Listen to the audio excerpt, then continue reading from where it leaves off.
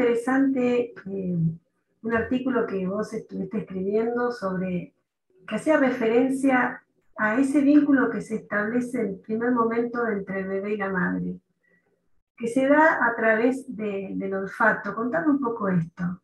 Nosotros en nuestro mundo adulto, realmente el olfato es el sentido olvidado, y nosotros tenemos sobre todo la vista y el oído, ¿no? Si lo tenemos que ver ahora sobre todo en la sociedad del consumo de audiovisual, en el que todo está centrado en el sonido estridente y en los colores y bueno, y también tiene sentido, ¿no? Porque realmente nosotros somos animales visuales, tenemos los dos ojos de frente, la visión tridimensional y todo esto, ¿no? Y el Entre olfato, paréntesis, ¿no, Julio? Cuando decís que es olvidado, me viene esto de que con el COVID mucha gente perdía el olfato y se desesperaba y decía lo difícil que es vivir sin el olfato. Por ahí uno no lo tiene tan asimilado que no se da exacto, cuenta. lo tienes olvidado, sí, sí, sí, es cierto. Exactamente. Por ahí sí, permanentemente estás haciendo uso, pero como que no tomas Pero no, conciencia de eso. exacto. Y entonces, que lo tenemos como ahí apartado, sin embargo, es súper importante. Y de hecho, el sentido del olfato nos da muchísima información. Bueno, es el único sentido que tiene neuronas que conectan directamente con el cerebro. Están los axones neuronales llegan desde el cerebro hasta el epitelio nasal. O sea, son neuronas propiamente del cerebro las que llegan ahí. Por eso a veces los recuerdos del olfato son tan intensos. No sé si te ha pasado que a veces que te viene un olor y de repente te transporta a un lugar del pasado remoto, pero que muy preciso. Sí. Porque son tan intensos y tan precisos, porque realmente van directas al cerebro. En los primeros años de vida pasa al contrario, es decir, la vista y, bueno, el oído sí un poco, pero la vista, por ejemplo, está totalmente, aún no está nada desarrollada, aún falta toda esa fase de neurodesarrollo. Entonces el niño casi no ve. Y sin embargo el olfato es lo que le vale para identificar ese entorno seguro del que hablábamos antes, esa tribu, ¿no? que en principio son los padres, pero también están, por ejemplo, si hay hermanos, si hay alguna mascota, si hay familiares dentro de la casa, y es lo que le vale a su cerebro para interpretar la seguridad, la supervivencia. Entonces, por eso es tan importante el sentido del olfato en esos primeros meses de vida. Y se ha visto en este estudio que ayuda a reconfigurar el cerebro, este sentido del olfato, y a crear ese vínculo de apego. De tal manera que si un niño está con extraños, pero con una prenda de su madre, está en tranquilidad. Esta tranquilidad la estudiaron, la pueden saber a través del ritmo cardíaco, de la conductación de la piel, y el niño está tranquilo porque su cerebro percibe que su madre está cerca, aunque sea en este caso ficticio, y entonces su supervivencia estaría asegurada, ¿no? Y entonces su cerebro está tranquilo. Sin embargo, cuando no está esa prenda con el olor materno y está entre extraños, pues está en estrés. Es un estrés que quizá, bueno, ahí podría expresarlo con el lloro, pero a veces quizá no lo expresa, pero ellos lo pueden medir. Vos sabés que acá durante el golpe militar habrás escuchado en el último golpe militar que hubo robo de bebés. Mujeres Sí. que estaban embarazadas, que en cautiverio tuvieron sus bebés y después se los sacaron y los entregaron a otras familias. Muchas de esas historias ahora se están reconstruyendo. Y cuando reconstruyen su identidad, muchos han dicho, yo he escuchado decir, internamente yo siempre sabía que esta no era mi familia. Algo me decía que esta historia no era mi historia, mi identidad. ¿Tiene algo que ver con esto que estás diciendo o no? Es curioso. Puede ser que date cuenta, mira, hay más estudio, hay otro estudio también hecho de que en el vientre materno el bebé ya escucha. Y entonces que una vez que nace, que el bebé es capaz de reconocer la voz materna y el idioma materno. El tono y el idioma. Es capaz de reconocerlo porque es el que ha escuchado en el vientre materno. O sea, hay un montón ya de señales que le están indicando a un humano pequeño y súper indefenso que esa es su madre o que ese es su padre, que esa es su familia, sobre todo que es su madre, ¿no? Entonces, todo este tipo de señales están todas orientadas a que se cree ese vínculo. Pues puede ser que esos sonidos, no sé si olores incluso, ¿no? Porque no sé en qué momento hacían el robo del niño, pero todos esos sonidos, esos olores, vamos a suponer, ya quedaron ahí grabados en ese cerebro primitivo y de alguna manera existía esa memoria inconsciente que le estaba diciendo que no, había algo ahí que no cuadraba. Julio, vos has escrito 2 libros que están ligados con tu actividad paterna. Y Sí. ser papá generó esta necesidad de poder enmarcar un poco el vínculo con tus hijos. ¿Cómo fue? Sí, bueno, o sea, se juntó un poco todo. O sea, el tema de mi tendencia a la divulgación y después el hecho de, bueno, pues mi pasión por como puedes ver, como toda esa entrevista, por la biología del comportamiento y la psicología, que también se une con la educación, ¿no? O sea, vas en padre y entras en ese nuevo universo, en esa nueva dimensión, pues te asaltan millones de dudas. Eso de que realmente era qué dice la ciencia sobre la educación, ¿no? O sea, es un poco juntado todo, la psicología, la biología del comportamiento, la educación, el ser padre y todo eso junto, y llevó a la consecución del libro. Teoría y práctica. Sí, sí, tal cual. O sea, además sobre la marcha, ¿no? O sea, en plan, pues, ¿qué será lo mejor? Nos asaltaban dudas de, claro, es que qué hacer, qué no hacer, el colecho, el no colecho, y cómo, y decir, bueno, pues a ver qué hay publicado sobre esto. Y Y aparte conciliando con la mamá, porque también es eso. Si sí, no sí, claro. solamente lo que uno piensa, lo que lee, lo que uno de eso recoge, sino conciliar con el papá o con la mamá en torno a la crianza. Sí, sí, no, o sea, es que además yo siempre lo digo y lo digo siempre en las presentaciones que hice. O sea, esto es lo óptimo, ¿no? Lo que dice la ciencia, ¿no? La otra cosa es llevarlo a la práctica una vez que estás tú con 2 horas de sueño y 8 de trabajo y otra vez de cambiar pañales, tenerlo todo con tranquilidad, ¿no? Como el hecho de decir, no, mira, las pantallas, ¿no? Las tablets, los móviles a los niños, que no es correcto, que no sé qué, sí, bueno, pero cuando llevas esos 5 días hasta el límite y no puedes más, le das 5 minutos el móvil al niño y que esté entretenido y tú puedes dormir. Sí. ¿Cuánto hay de peso en todo lo que nosotros vivimos en nuestra infancia a la hora de criar a nuestros hijos? Bueno, yo creo que mucho, muchísimo. Por supuesto está esto, o sea, nosotros no somos iguales que nuestros padres por eso mismo, o sea, porque después existe una evolución de la sociedad, existe también tu propia formación, ¿no? O sea, lo que se sabe ahora de educación antes no se sabía, pero yo aún así yo veo muchísima influencia en gente de mi edad de la educación que ellos han recibido en cómo la hacen en sus hijos, pero no solamente en cómo la hacen sus hijos, sino en su manera de ver la vida. Y que les cuesta muchísimo desvincularse de ese tipo de educación. Sobre todo aquellas personas que han tenido, por desgracia, una educación más autoritaria y a esas personas les cuesta muchísimo dejar atrás eso y les cuesta muchísimo no reproducir esos patrones también en sus hijos. Cuando yo, por ejemplo, lo intuitivo sería pensar al contrario, es decir, o sea, si yo he sufrido, pues ahora voy a intentar no ser de esa manera. Pero curiosamente yo lo que veo, no es un estudio, esto es sobre la marcha. Yo lo que veo es que lo veo más frecuente lo contrario. Aquella gente que recibió una educación más autoritaria, más restrictiva, lo sigue haciendo en cierta medida con sus hijos. Eso. Así como que también los que fueron criados de otra manera, los veo como con más tendencia a evolucionar, a innovar en esa manera de criar, o sea, a adaptarse a los nuevos conocimientos, con una mentalidad mucho más abierta.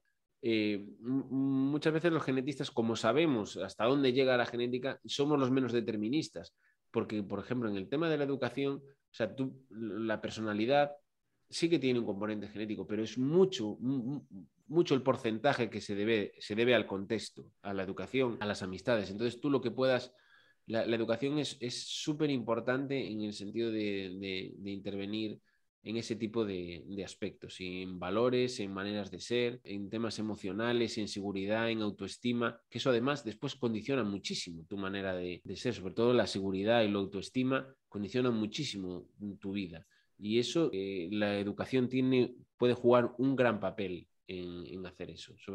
La ciencia establece que los primeros 5 años es clave para el desarrollo neuronal, el crecimiento del cerebro, el desarrollo cerebral. Y uno dice, ¿qué va a pasar con estas criaturas que nacieron en época de pandemia? Esto de no tocarse, no besarse, no... Me viene a la memoria, en este momento tengo una amiga que es directora de un colegio y corriendo fue al acto de principio de año y se dio cuenta, que acá se llama jardín de infantes, que sería de los 3 años a los 5, yendo camino al jardín, se da cuenta que esas criaturas iban a empezar a presenciar un acto y nunca habían estado en un acto.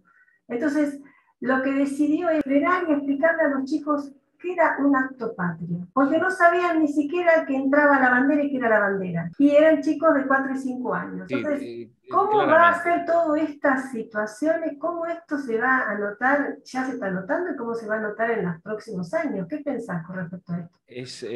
Clarísimamente va a tener una influencia. Lo malo es que no lo podemos saber. O sea, y cuanto más pequeños, muchos dicen, no, es que los niños, esa frase tan manida pero y tan incorrecta, que se dice que los niños se adaptan. Hay un libro magnífico que dice que se llama El cuerpo lleva la cuenta, que sí, que los niños, claro, tiran para adelante y parece que no les afecta nada, pero todo eso queda grabado en el cuerpo, pero sí que queda ahí y condiciona, por supuesto, su psicología, su relación, sus emociones. Y bueno, estos niños que han nacido en pandemia, que no han visto la cara de mucha gente, ¿sabes? Eso es fundamental para ellos, ese tema y el tema social, lo que hablábamos también antes, de que somos animales sociales, de que necesitamos esa sociedad para sentirnos bien. Todo eso el cerebro estaba percibiendo que ahí no había sociedad, o sea, que ahí no había grupo. Entonces eso a ellos mismos le puede indicar de que hay un peligro. O sea, ese cerebro, yo estoy especulando, pero lo puede indicar. Si no hay grupo, hay peligro. Y si hay peligro, eso genera un estrés. Y entonces eso va a condicionar después al cerebro. Y estamos en una etapa de neurodesarrollo. Hay una parte de la genética que se llama la epigenética, que es genial, sobre todo para el tema de los traumas en psicología, que es que esas vivencias hacen como marcas en el ADN, no está en el código, tú puedes tener un código perfecto, ¿no? De ADN, oye, yo no voy a tener ninguna marca genética de ansiedad, pero ese cerebro percibe un peligro y se adhieren unas proteínas al ADN, eso después no está en el propio código, pero sí que se pegan como por encima y influye en la expresión de determinados genes. Y entonces tú, que a lo mejor no tenías una tendencia genética a la ansiedad, pero como has percibido el cerebro ese peligro, se han silenciado unos genes o se han expresado otros que al final te acaban generando ansiedad, ¿no? Porque él ha percibido que hay un peligro, porque no hay sociedad, no hay interacción social, además no veo las caras de la gente, que no estamos hechos para ver las caras, no hay contacto, entonces algo pasa. Y entonces eso puede desencadenar esas modificaciones epigenéticas en el cerebro que pueden alterar ese neurodesarrollo, pueden alterar esa psicología, pueden haber más trastornos de ansiedad. Eso todo lo iremos viendo, pero de hecho yo ya te digo una cosa, de amigos psicólogos y psiquiatras, no niños tan pequeños, ni mayores de 7, 10 años y por ahí, dicen que está habiendo muchísimo en consulta de temas de ansiedad y de temas de consultas psicológicas. Pues, ¿y cómo podría trabajar la familia para, de alguna manera, evitar esto? Tienen que dar al niño la sensación de seguridad. Eso es lo más importante. Es la base, es el cimiento sobre el que se construye después la catedral de la personalidad. La seguridad es la base de todo. Esa seguridad que es una seguridad en lo profundo biológica, porque es una seguridad de supervivencia, y después se transforma en una seguridad psicológica. Y es ese hacerle sentir al niño que está a salvo, que está protegido, que estás ahí para lo bueno, para lo malo, para apoyarlo en lo que sea. Entonces, que sus miedos, que sus pesadillas, que sus preocupaciones, que todo eso lo hable y lo comente y que tú lo escuches, por supuesto, y lo comprendas. Hay que ponerse en su lugar. No es lo mismo para nosotros que sabemos más de la vida y que decimos, no, esto es un catarro, que para él no sabe lo que es, ¿no? O sea, es decir, para él es la cosa más grave del mundo. Cuando digo catarro de verdad, no me refiero al coronavirus. O no sé, que se rompe una uña, que tú sabes que no pasa nada, pero para él es súper importante. Entonces ahí hay que bajarse al peldaño de los niños ponerse desde su perspectiva y ponerse en la situación de que para él es muy importante. No decir, no, eso no es nada, no pasa nada, no. O sea, para él muy importante, por supuesto, hacerle entender que no pasa nada, pero hacérselo entender haciéndole caso, ¿no? O sea, no pasando completamente de él, sino haciéndole caso, dándole que te preocupas por su situación, las familias y lo que tienen que hacer los padres. Bueno, en el confinamiento solo podían ser los padres, ¿no? Pero bueno, ahora las familias y intentar transmitirle esa normalidad dentro de lo que hay, porque es un evento extraordinario, dramático para él, porque va a ser algo que su cerebro, su joven cerebro lo va a grabar ahí para siempre, ¿no? Y tú tienes que intentar normalizarlo, apoyarlo dentro de lo extraordinario del suceso, que es un suceso extraordinario, ¿no? Pero bueno, por supuesto, ahí es lo único, lo mejor que nosotros podemos hacer. Volviendo al libro este que te decía sobre el que el cuerpo lleva la cuenta, este hombre decía que si se pudieran atajar todos los maltratos y abusos infantiles, en Estados Unidos está orientado, ¿no? Aunque él es holandés, está orientado. Todo, si de alguna manera se pudiera intervenir, dar esa ayuda a esos niños contra los maltratos, los abusos y intentar prevenir todo ese tipo de traumas infantiles. Él daba cifras económicas, que es muy americano, ¿no? Pero bueno, de todos los miles y millones de dólares que se podían ahorrar posiblemente en la etapa de adulta, en prisiones, en trastornos psiquiátricos, en adicciones, en maltratos, en violencia, en crímenes, pero es tremendo porque en esa primera etapa en la que ocurre un trauma, eso ya condiciona todo ese neurodesarrollo, tanto neurológico como psicológico del niño, y eso todo después acabará saliendo en la etapa adulta. Entonces, ¿qué tiene que tener en cuenta un docente a la hora de ejercer su profesión? Sobre todo estamos hablando, por ejemplo, de los docentes que están con niños de 3, por ejemplo, a 5 años, que está en plena formación ese cerebro. el grado del neurodesarrollo en el que está el niño, o sea, el mundo del niño. Entonces, a mí eso es lo básico que tiene que tener. Tú no puedes tratar igual a un adulto que comete un error que a un niño que comete un error. ¿Ves? Porque a lo mejor lo que digas, esa frase que digas, para niños es súper importante y puede condicionar todo el futuro inmediato y quién sabe si el futuro lejano de ese niño.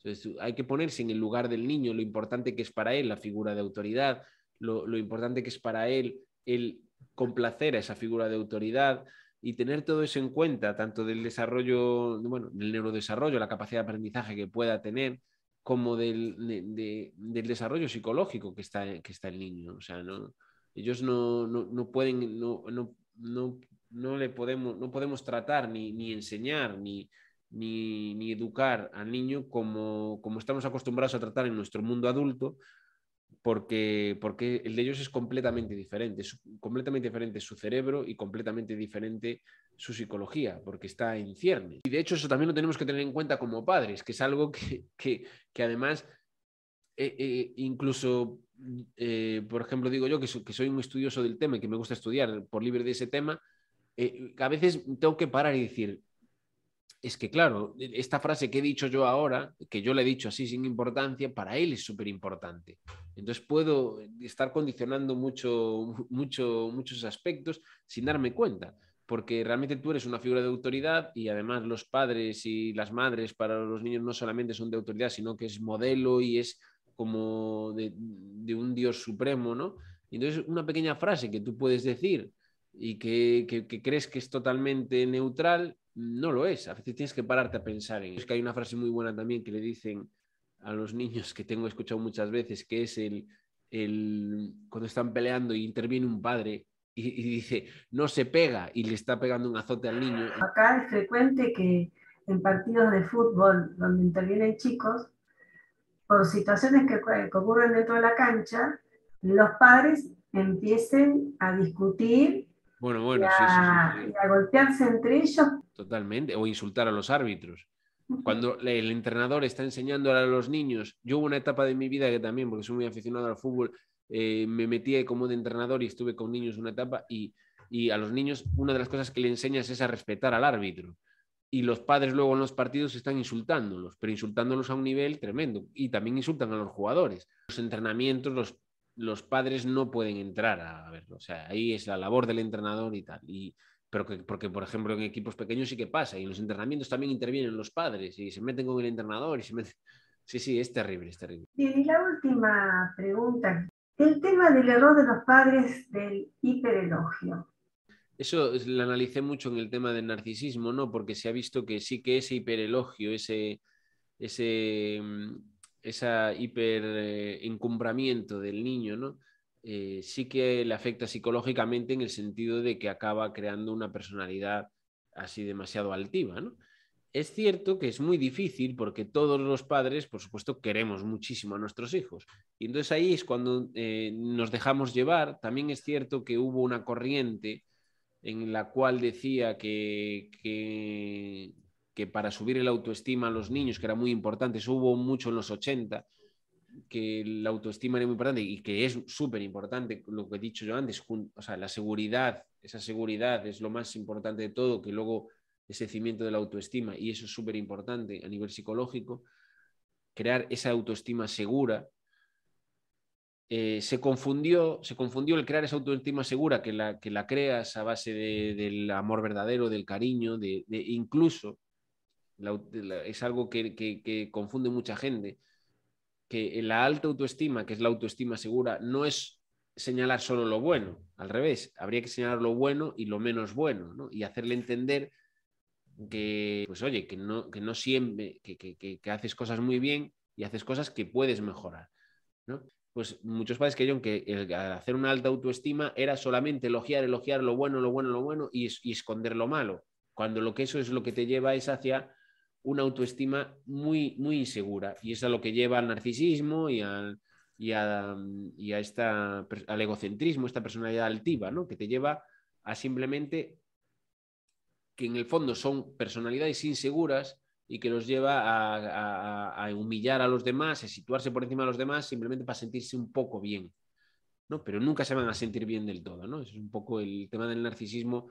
Es un poco que si tú quieres que tu hijo sea feliz, tienes que educarlo para que no sea narcisista, porque el narcisismo lo va a llevar a una infelicidad siempre, ¿no? Trae más trastornos psicológicos, psiquiátricos e incluso cosas más graves. Dile a tu hijo, en vez de decirle a tu hijo pues que es el mejor, pues decirle que estoy muy orgulloso de lo bien que lo has hecho, ¿no? Hay todo un libro con eso que está genial, que es cómo hablarle a tus hijos para que ellos te entiendan y cómo escucharlos cuando ellos te hablan. Y que habla de esto, de que el elogiar el esfuerzo, el elogiar el desempeño, el elogiar la tarea, el decirle cómo te sientes tú. Bueno, me siento muy orgulloso de que hayas hecho esto.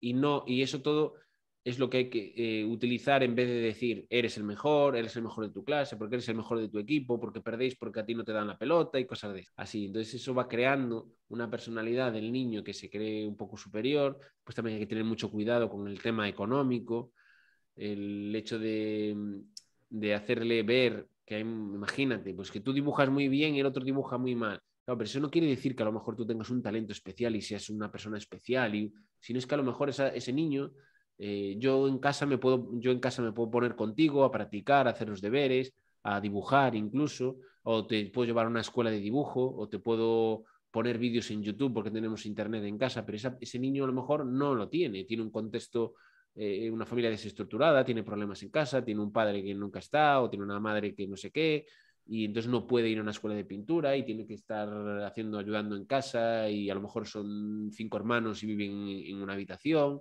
Tienes que tener en cuenta todo eso. Entonces no te creas que tú por hacer algo eres algo especial, simplemente lo haces y ya está. Además de eso, aunque lo fueras, aunque fueras el mejor dibujante de toda tu promoción, eso no quiere decir nada.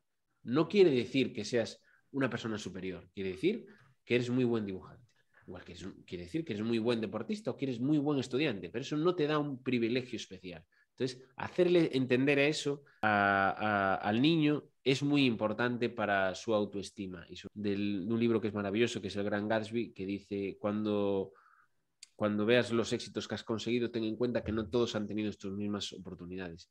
Y eso es muy difícil que los niños lo vean y es muy importante que nosotros se lo hagamos ver, del saber elogiar al niño y que hay que apoyarlo en todo lo que haga, como si le gusta pues afilar lápices, pues apóyalo, como si es feliz, pues lo apoyas en esa técnica, ¿no? Que siempre nos están escuchando, cuando hablemos de él con otros, es que mi hijo es maravilloso porque no sé qué, porque es el más listo de su clase y tal, ellos están escuchando. Y también ligado con el ego de los padres, ¿no? Es decir, bueno, también hay un mensaje detrás, fui buen padre, mirá qué hijo he criado. Sí, no, eso es tal cual. De hecho, hay una cosa en la que estoy trabajando, un nuevo proyecto en el que estoy trabajando que es un poco que va sobre eso y hay un capítulo que le llamo Padres competidores, el melodrama, ¿no? Y es que es así, o sea, tal cual, porque al final viene de eso.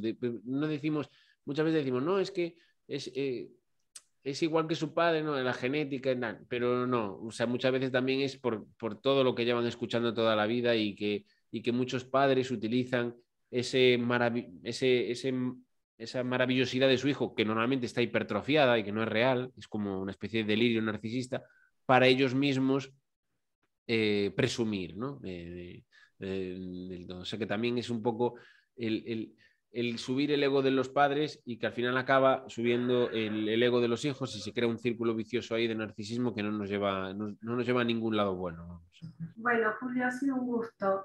Para aquellas personas que quieran leer tus libros, ¿cómo pueden hacer? Además, ¿dónde pueden encontrar tus artículos? Contanos un poquito. Pues mira, yo tengo en redes sociales un blog de divulgación científica y ahora mismo está alojado en la revista Investigación y Ciencia, pero bueno, se llama igual, la Bitácora del Beagle, y ahí hablo de ciencia, hablo de biología molecular, pero también de psicología y bueno, un poco de mis temas, de biología del comportamiento. Después en las redes sociales soy la Bitácora del Beagle en Twitter, en Facebook, en Instagram, en Telegram. Libros pues están en plataforma editorial y se llama Prevenir el narcisismo y Lo que dice la ciencia sobre educación y crianza. Las librerías en las que están. Bueno, por Amazon también, claro. Por Amazon también estarán, pero en la propia página de plataforma editorial también. Un placer, un gusto, Julio. Y yo encantado, vamos. Y nos volvemos a encontrar seguramente en otra Pues entrevista, perfecto, en otro camino, en otro recorrido de vida. Y recuerden que si les interesa estos encuentros, cuando termine el programa hay una campanita y se pueden suscribir para recibir la información de los próximos encuentros. Hasta la próxima.